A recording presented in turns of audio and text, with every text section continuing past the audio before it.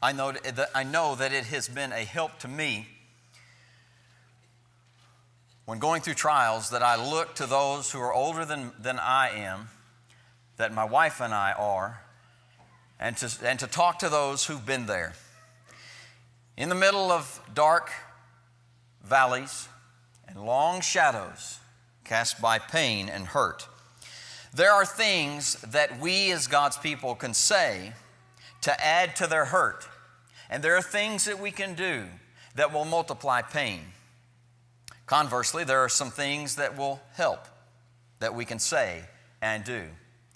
And that's what makes this lesson important, and particularly important relative to, this isn't just a lesson of, yeah, hurts are real, but in the second place, helping those who hurt is a natural part of our Christian life.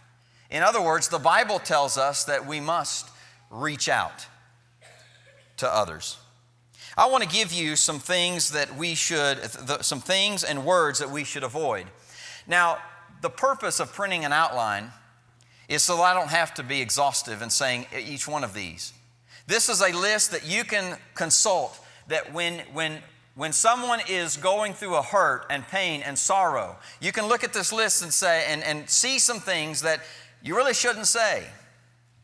And you should consult this list to consider some things that you really ought to say. The single most important thing that I could point out with all of the do not, the thou shalt and the thou shalt not say, in times of loss, when you try to give someone comfort by words, if you don't know what to say, don't say anything. And if you got to say something, say, I love you, and I'm here for you. Period. Don't say anything else. You might hurt or do more or add to the hurt. Here's some things that you shouldn't say. Now, I broke them up into categories. There are some you should statements. You should have done this, or well, you should have done that. There are some statements that just flat out don't help and just ought to avoid them altogether. There are some judgmental statements. When you say them, they come across as salt on an open wound because they're judgmental. It places you in the category of God, and you're passing judgment with that statement. Add to that, there are unsympathetic statements. Statements that when they're said, they just do not carry what you would rather convey, and that is your statement of support. And then there are statements, I've added this one because of experience, statements to parents of a deceased child. And then there are just statements that are downright cruel and ought to be left off altogether. Someone might say, well, you shouldn't feel that way.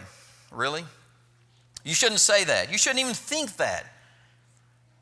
I know a lot of these things have death and funeral overtones. A lot of this pertains to when there's a loss, but it applies in other pain and hurt and sorrow as well.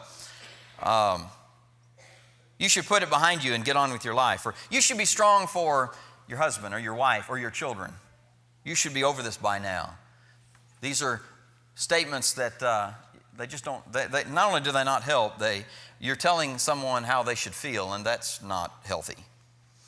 This graph is shown to show with you, pertaining to the last statement, you should be over this by now. Everyone goes through grief and sorrow, and there are stages to grief, and I think that I have that on a subsequent slide. But it takes time to endure severe pain and even trauma. When someone dies, they experience that death for life, namely the first year. And that first year is a very important time of ministry, because during that first year, that 12 months, and you can't rush it, during that 12 months, the person experiences the birthday of the one who is lost, potentially an anniversary if they were married, the date they got together, if it's a couple, date they got married, the date they began courting. You have the first Thanksgiving and the first Christmas and the first Easter and the first 4th of July and every other holiday that the person has to experience, and yet they've got a loss. I remember in middle school when I was in English class, and the English teacher, when teaching us different styles of writing and how to send out various letters, and she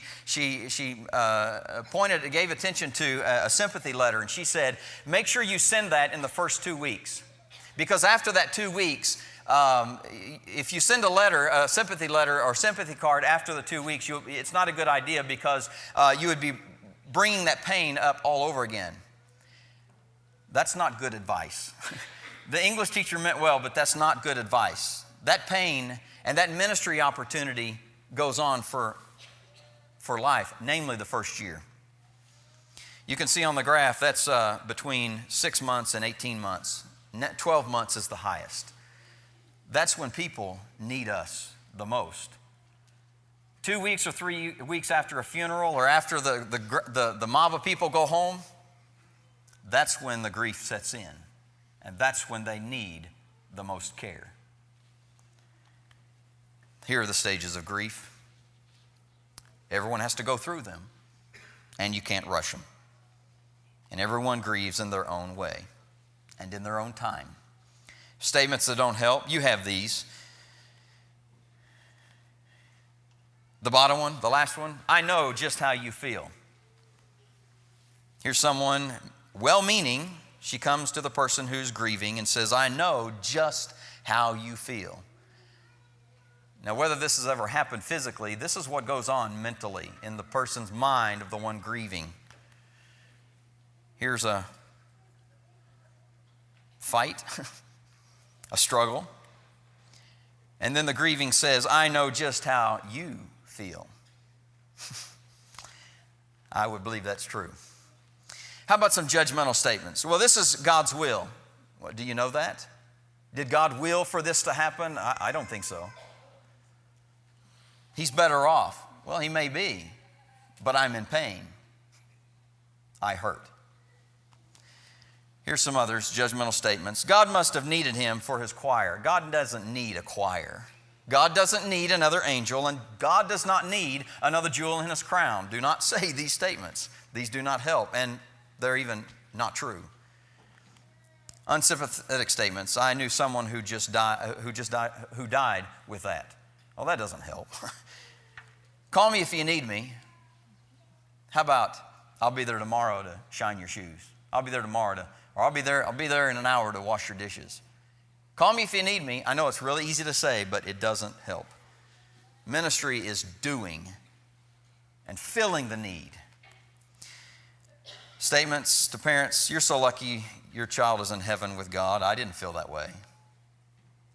Someone said, you ought to be glad that your son is playing around the tree of life. And I said, I want him playing around the oak tree in my backyard. You ought to feel glad that he's in the arms of Jesus. We want him in our arms. Cruel statements. You must have sin in your life. That's just cruel. No pain, no gain. Oh, how about some good statements? Well, first of all, here's what to avoid. Do not make long visits. Do not make long phone calls. And do not visit while contagious. Do not bring germs.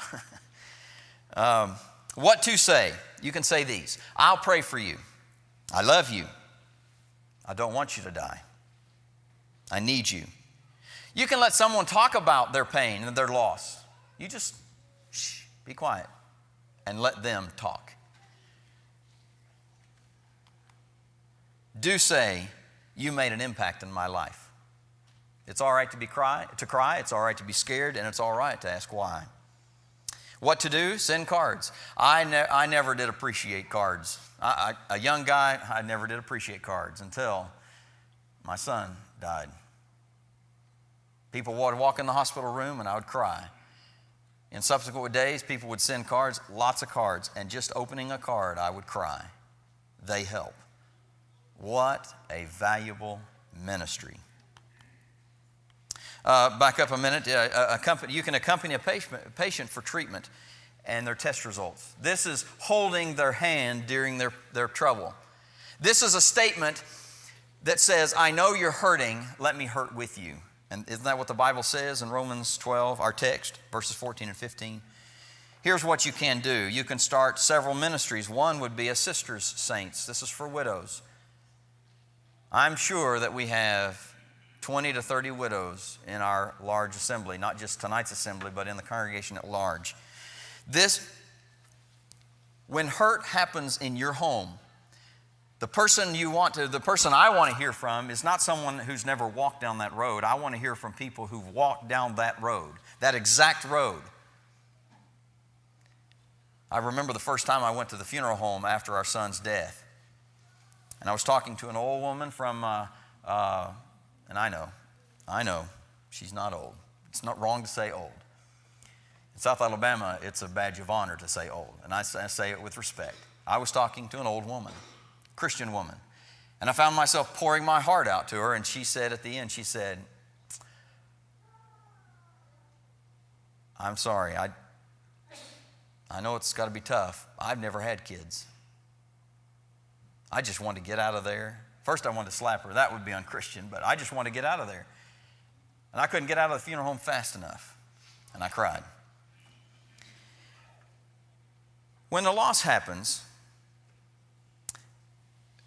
people from the community come and bring food and and show their support.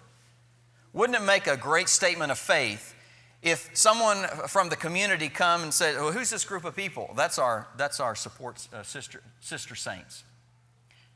You know why that would be something? Because they've been there and they can help the person go through that. Add to that, there are other ministry. How about a funeral ministry? The church can do so much good reaching out into the community, and the church can be known for its ability and its compassion in reaching out to those who have lost loved ones, whether they're Christian or not. And becoming a Christian doesn't make pain easier. There's still a loss.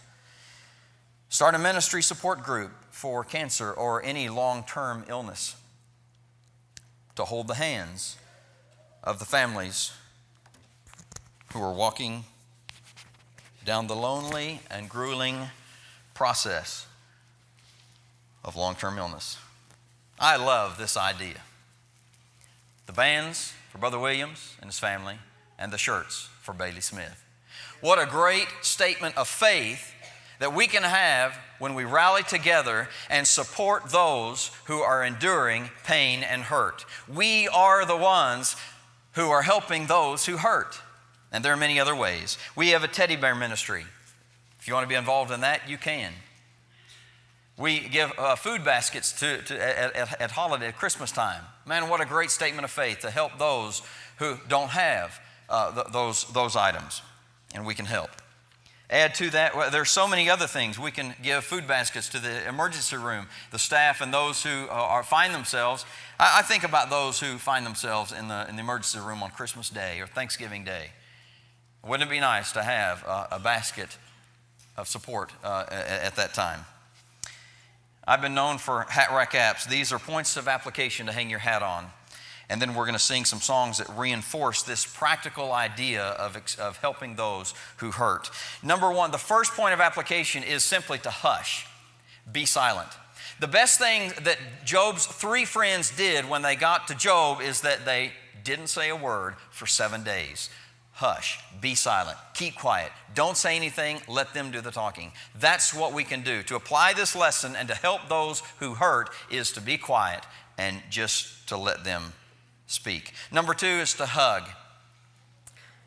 Show your compassion and share your love for them. And the third way is to help. Be ready to assist. Rather than saying, I'll call me if you need me, they're not going to call. You say, I'll be there in a little bit, or I'll be there tomorrow, or I'll do what you can, but be ready to assist. Just as hurting is a natural part of this life, helping those who hurt is a natural part of our Christian life. And now we're going to sing some songs that will help reinforce this idea of helping those who hurt.